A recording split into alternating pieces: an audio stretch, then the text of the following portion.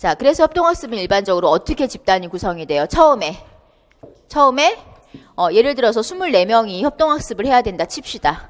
자, 우리 시험에서는 막 26명씩 주죠. 그 아이들 2차 때. 우리 반 아이들은 26명이에요. 막 이렇게 준다. 그래서 이 26명 이렇게 앉혀놓고 수업을 하셔야 됩니다요. 네, 그래서 그 각 영역별 몇 명씩 보냈느냐 이런 것도 점검한다. 자유선택 활동 때는요. 자, 24명을 협동학습을 시킨다 치자고요. 오늘의 주제는 지문에 나왔던 따돌림이에요. 따돌림에 대해서, 따돌림에 대해서 옳은지 옳지 않은지, 그리고 그 이유에 대해서 토의하는 시간을 갖다고 치자고요. 따돌림이 우리 반에서 꼭 필요할까? 따돌림은 꼭 하지 않아야 할까? 뭐 이렇게 아이들 용어로 바꾸겠죠.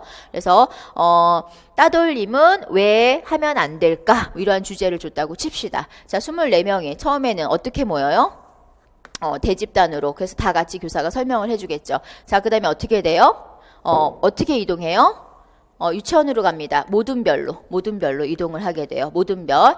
자, 그 다음에 소집단으로 바뀌죠. 자, 소집단. 여기에서 이제 협의를 해요. 따돌림은 뭐지? 따돌림을 하면 왜 안 되지? 자, 유아 입장에서 따돌림은 뭐라 그럴 것 같아요? 따돌림을 해야 할까? 하지 말아야 할까?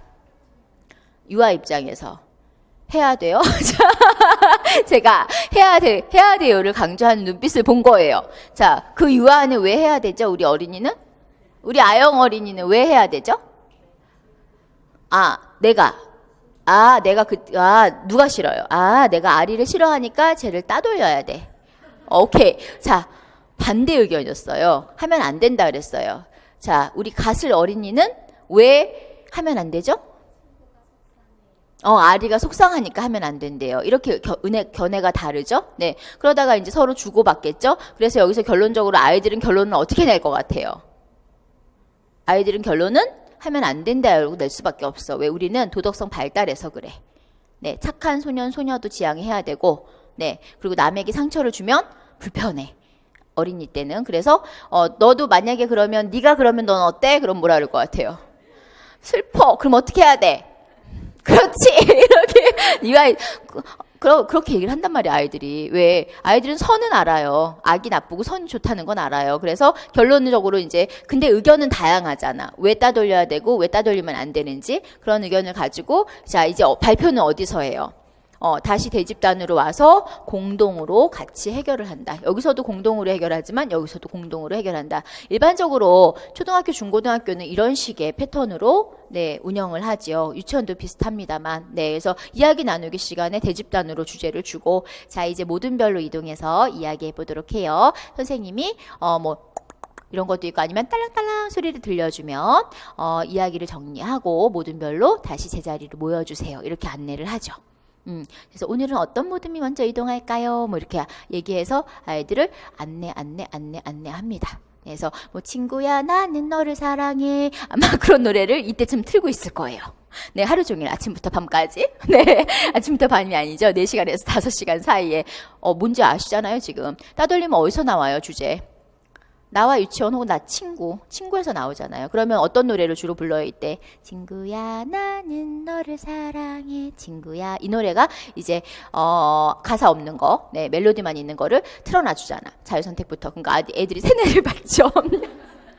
그게 뭐예요? 반복 교육이에요. 지속적으로. 그래서 우리는 성인은 세뇌라고 표현하지만 웃자고 하는 말이고 교육적으로는 그게 반복적으로 지속적으로 생활 속에서 음악을 들려주면서 전체 생활 주제에서 통합해서 지도를 합니다. 그래서 이제 이동할 때 모든 별 이동할 때는 우리가 오늘은 어떻게 이동하면 좋겠어요? 그러면 친구야 나는 너를 사랑해 라고 부르면 좋겠어요. 아침에 들었던 애들은 그렇게 얘기를 하죠. 그리고 또 유치원에 학습 순서를 알아요, 애들이. 3세 반만 무지몽매하고요. 4세쯤 되면 이야기 나누기엔 본인이 뭘 해야 되는지를 알아요. 또 이동할 때는 뭘 해야 되는지를 알아요. 그래서 이런 거를 2차 수업 때 막 자세히 설명하지 않아요. 그럼 잘못된 수업을 하는 거예요. 그러니까 교사가 다음 시간 그러면 오늘 어떤 노래를 들었어요? 친구야 나는을 들었어요? 그럼 우리가 어떻게 이동하면 좋겠어요? 이렇게 안 한다고. 애들은 너무 잘 알잖아요. 그래서 우리가 오늘은 어떻게 이동해 볼까요? 친구야 나는 노래를 부르면서 이동하면 좋겠어요. 다른 친구들 생각은 어때요? 좋은 생각인 것 같아요. 친구야 나는 이렇게 안내해주면 아이들이 손잡고 가면서 노래 부르면서 이동하고 이렇게 해서 보내요. 그래서 전이 활동이죠. 영역별 이동시킬 때 활동을 전환할 때 이렇게 보내시는 거예요. 그냥 얘들아 일어나자 이러고 안 하잖아요. 우리 혹시 하고 계세요?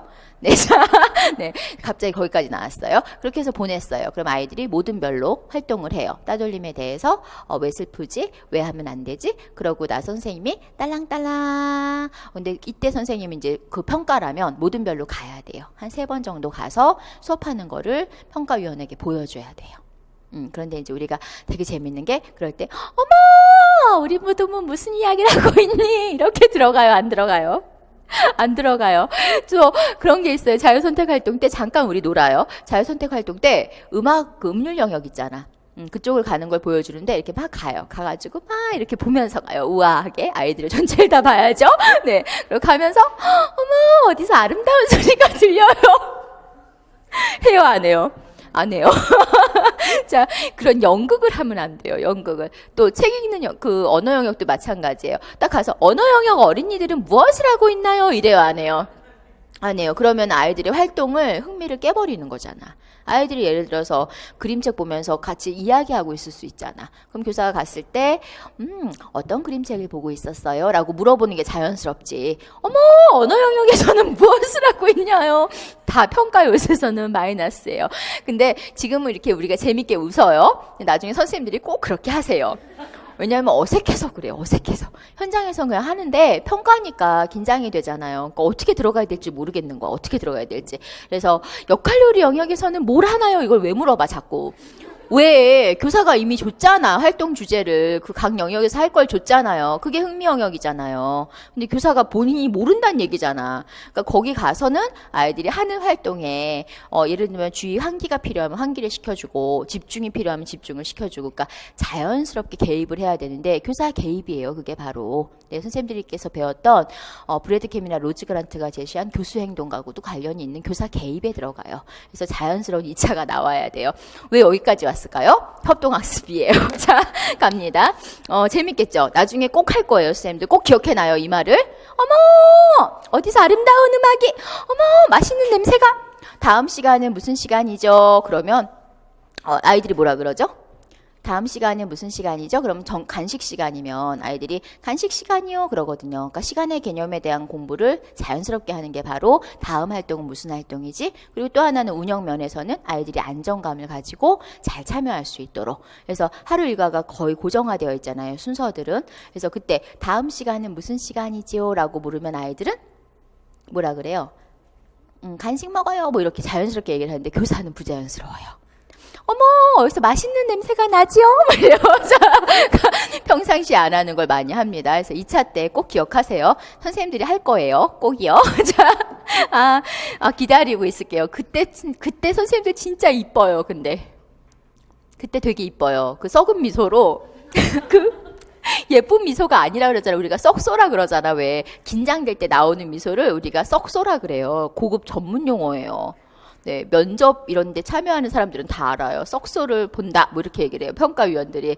썩은 미소의 축약어인데 그 긴장되는데 웃기는 하는데 웃는 게 아닌 거 있잖아. 근데 보는 사람은 되게 흐뭇하거든. 뭐냐면 되게 노력하는 걸 느끼거든. 근데 선생님들이 막 그 미소로 어머 우리 어린이들은 무엇을 하고 있을까요? 막 이러는데 얼마나 이쁜 줄 아세요? 나중에 찍어드릴게요. 올해에는. 네, 자 혼자 보기 아까워요. 자 갑니다.